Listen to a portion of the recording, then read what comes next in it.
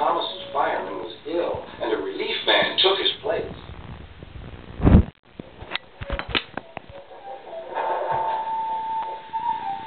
The fireman had fastened the coupling and joined the driver and station master on the platform to wait for Henry's passengers.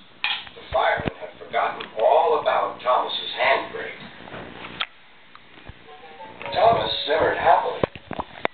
Not long now, he thought, as he saw Henry slowly approach him. But Thomas's brakes were not on. And suddenly, he felt his wheels begin to move.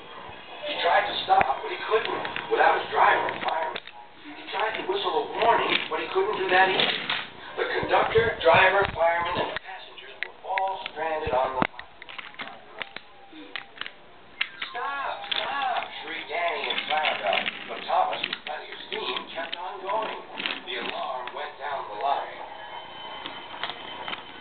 Stop the runaway! There, ready for action, was Harold the helicopter. The inspector had made a plan, and together they took off into the sky.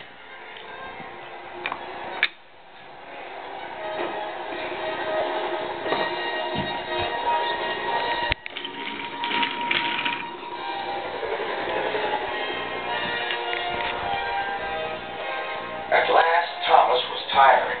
I need to stop! I need to stop! He panted wearily. As they neared the next station, Thomas saw Harold land.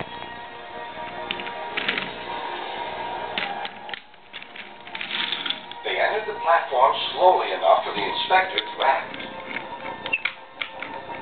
Judging his moment, the inspector scrambled into the cab and screwed the brakes on.